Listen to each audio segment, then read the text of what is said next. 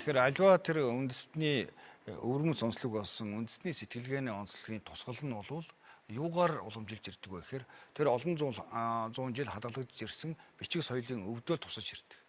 Хэрвээ бид нар зөвхөн энгийн нэр бодож үзэх юм бол Монгол бичгийн энэ олон зууны дурсгал соёл бидэнд өнөөдөр уламжилж ирээгүйсэн бол Монгол бичгийг бид нар ийм тогтвортой олон зуун жил хэрэгжилж байгаагүйсэн бол Монгол үндэстний тэр сэтгэлгээний дархлаа гэдэг зүйл бол их хэврэг байсан.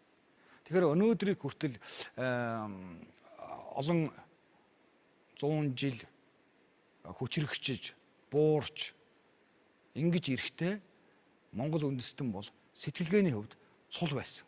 Энэ цул байсных нь гол нэг хүчин зүйл нь бол Монгол бичиг яг тэдний сэтгэлгээнийхэн тэр хэв загварыг хамгийн гүн бат хадгалж байсан гэж үзэх бүрэн үндэстэй.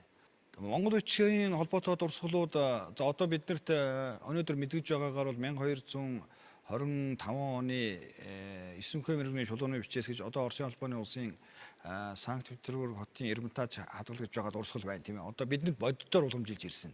За тэрнээс наашлаад одоо олон дурсгалуудыг бид хэлж болно. Энэ хэд хэдэн одоо зүйлийн дурсгалууд байна. Нэгдүгээрт нөхшөө чулууны бичээсүүд, хоёрт нь бол одоо гар бичмэл дурсгалууд, гуравт нь албан загтлууд, дөрөвт нь бол одоо бар томоохон дурсгалууд, барын одоо хэвлэмэл ийм дурсгалууд.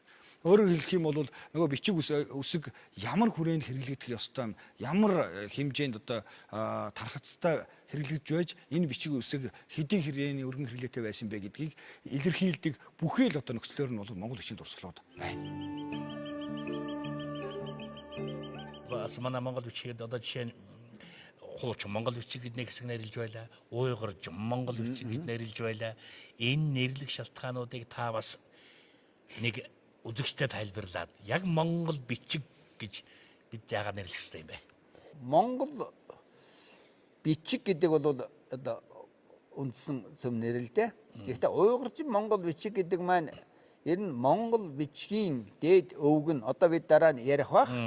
Эртний согдоос уйгураас монголууд авсан гэж үздэг. Эртний дээрээс нь доош нь одоо бичдэг.